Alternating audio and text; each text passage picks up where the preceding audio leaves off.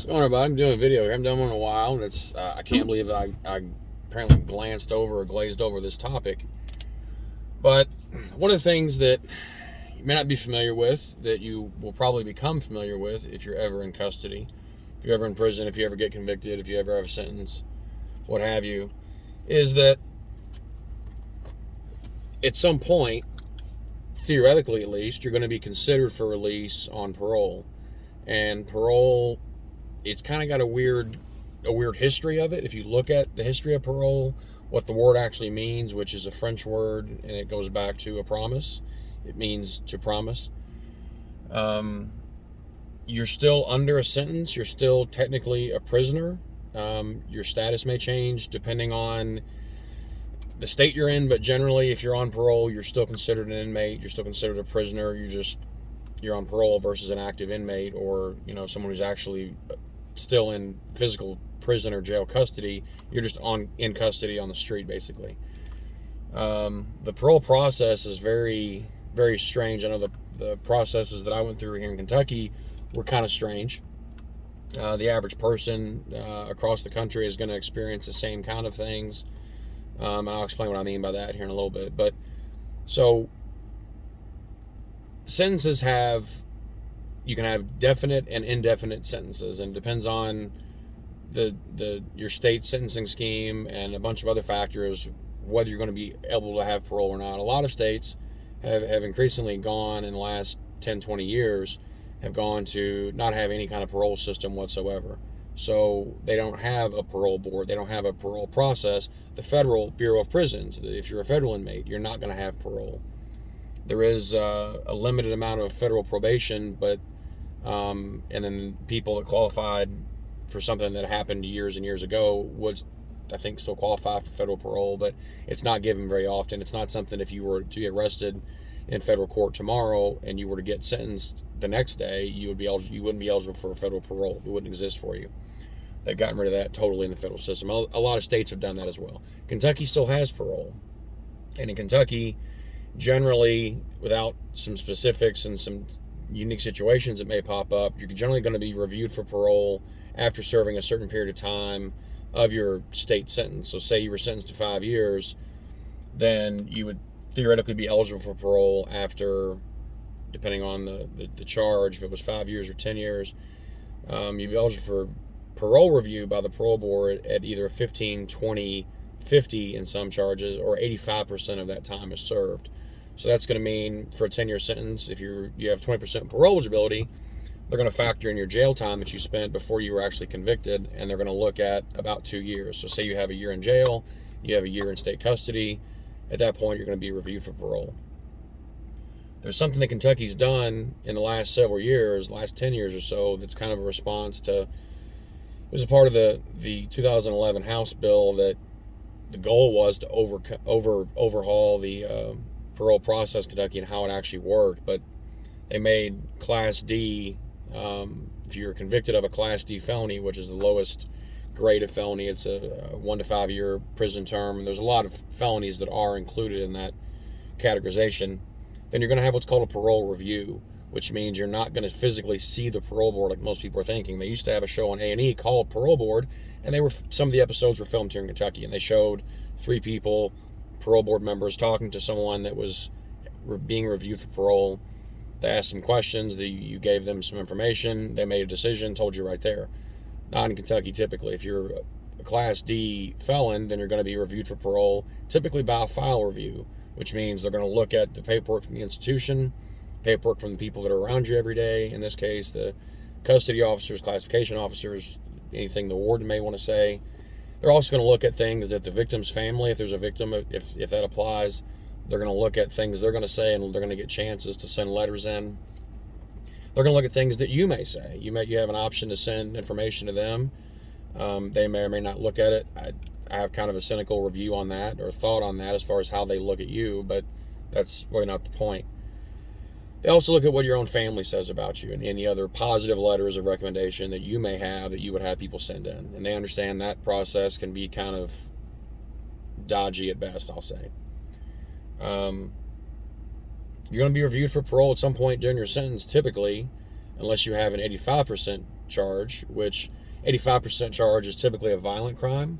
So you have to serve 85% of your time before you can even be reviewed for parole. And a lot of times the way that the numbers work out is that a lot of people, they might see the parole board on an 85% charge, but then it doesn't really matter at that point what the parole board says. They're going to get out not long after anyway, because they're near the end of that sentence altogether.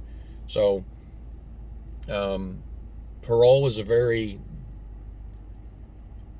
it's a give and take, I think, and my thoughts on it is that it is what you make it. I was on parole for a pretty short time, from June of 2015 until October, at the end of October of 2015. So, 4 months basically, and it wasn't difficult to me.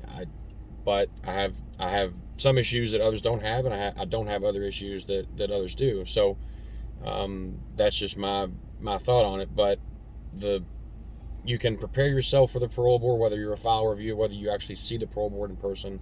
They come to the institutions, 3 members make a decision. If they're confused, there has to be a majority of 2-to-1 majority, or all 3 can agree that you should be granted parole or denied parole.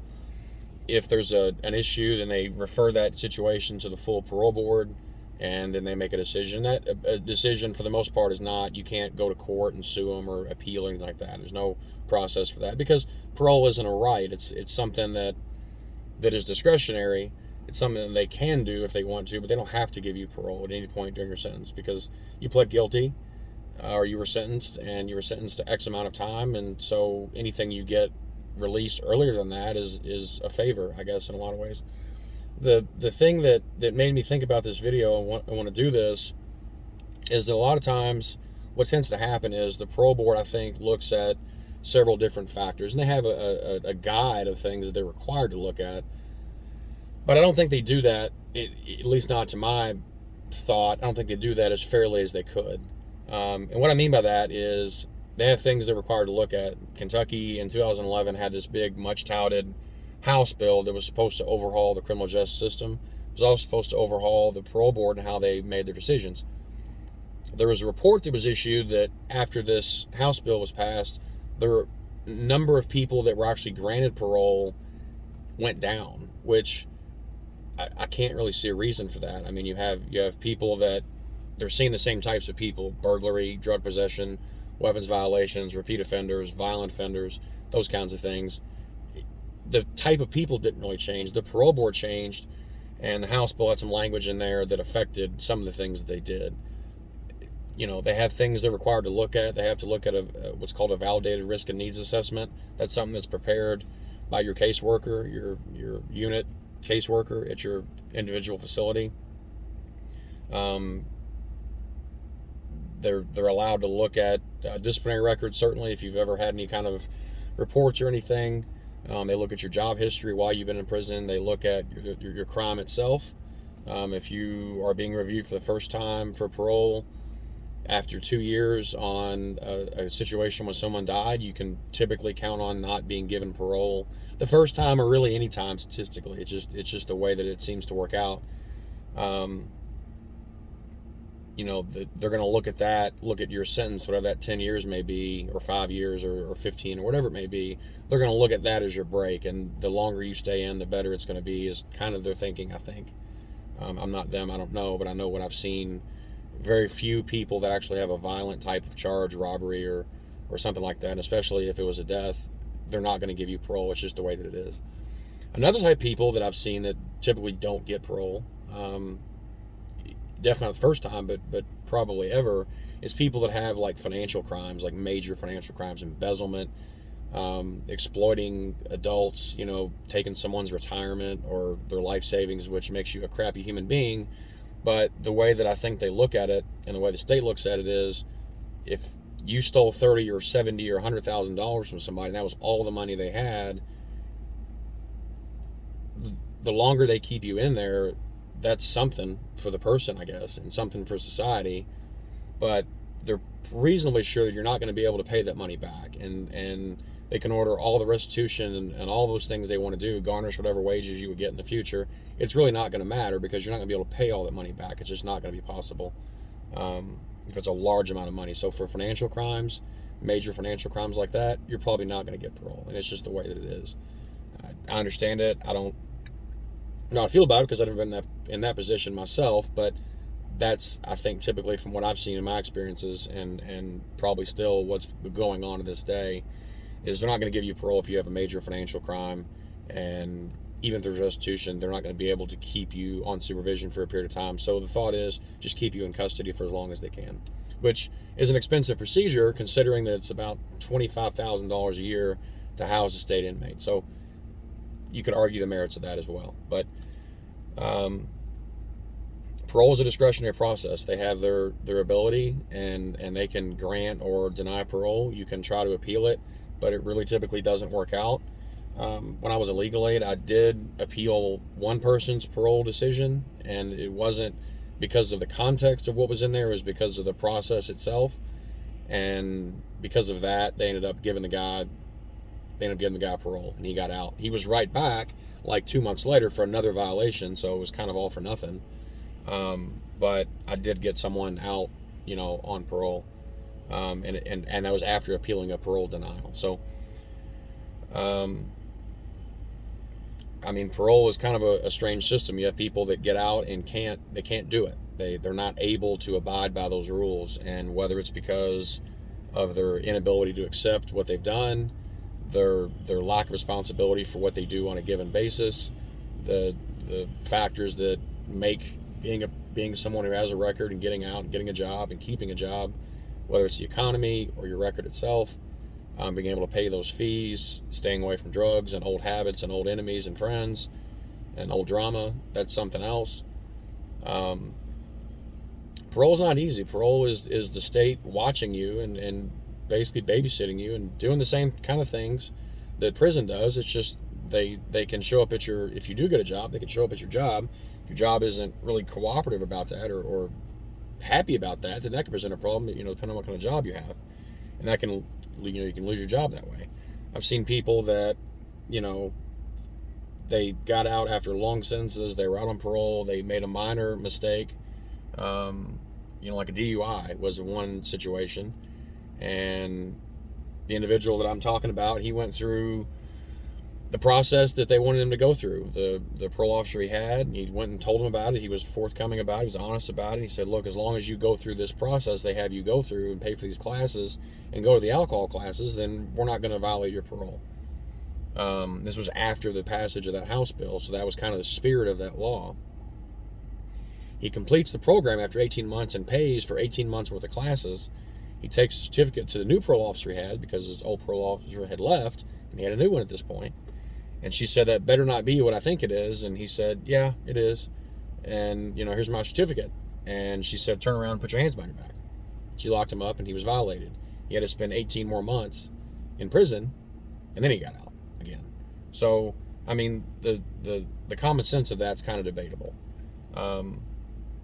But parole as a whole is basically to let people out, and it's not to do you a favor. I don't really think that the goal of parole is to help you as a person. I think it's because there's overcrowding. Now, while those kind of things can happen, that really isn't the goal, I don't believe. It's to help the state because there's a tolerance or a leeway, I guess, that just because they have X amount of people sentenced every year doesn't mean that those X amount of people over the next however long are going to be in custody continuously during that time. They're going to have people that are going to make parole. They're going to get out. You're going to have people that are going to violate parole and get sent back to prison. But that's just how it works. So parole, I think, has been something that's been looked at a lot. It's been talked about and harped on, and there's been some attempts at reform, I think, but I'm not really sure that that's really been that effective. And there's been some horror stories. There's been some bad situations that have happened. People that have been released on parole, and then within a month or two, they killed a police officer. They killed their family. They were drinking and driving and killed someone. They committed a string of armed robberies and had a bunch of new victims in that situation, and that's not good. It's not good for society. It's not good for the parole board. But I think the worst thing about the parole board is that, and I'm sure this has happened, if you're a parole board member, you let someone out and they do something horrible, does that make you not want to give someone else parole? And if so, then I guess what's the point of it in the end to begin with? It's a lot of difficult questions, but I think parole is a good concept, and I think if it were applied better, it would probably work better. But at least in this state, there's so many people that abscond. They refuse to comply. They fail to register or to notify the parole officer if they move. They get evicted. They get arrested. There's some cases here right now that are ongoing that people were on parole and they committed new horrible crimes, and so that the consequences of that are going to have to be dealt with by those people, by society, because in those situations people died because the people that were on parole allegedly killed some people or someone, what the case may be, and they were on parole when this happened. So not good things, certainly for society and for people as a whole. But parole is a good concept. It does have its good points and bad points, but I wouldn't count on making parole, depending on, if you're going to have a choice of being in custody or being on parole, you'd much rather probably be on parole. But some people just get tired of it and they can't deal with it anymore, and they say, I'll just go back. And they commit some small violation or maybe a major violation just to go back and do their time that way. And that's their choice. But I think if you're going to do that, you should just, I don't know, go down there and tell them, hey, I'm done. I don't want to do this anymore. And they'll just send you back. But you can't do that. So you committed a crime or do something silly and go back. Parole isn't for everybody, but it's something that I was on for 4 months. I had good success at it. I finished it out. Didn't have any kind of violations or anything. So it's about all I've got. If you have any questions or comments about Kentucky's parole system or about parole in general, I'll try to help and try to get back to you and look up and try to talk to someone if I can that knows more about it, if it's not something I'm familiar with. So that's what I have for today. I'll try to keep uploading stuff here. If you have any ideas for new videos, put them down below and I will thank you and make a video about it. Thank you. Bye.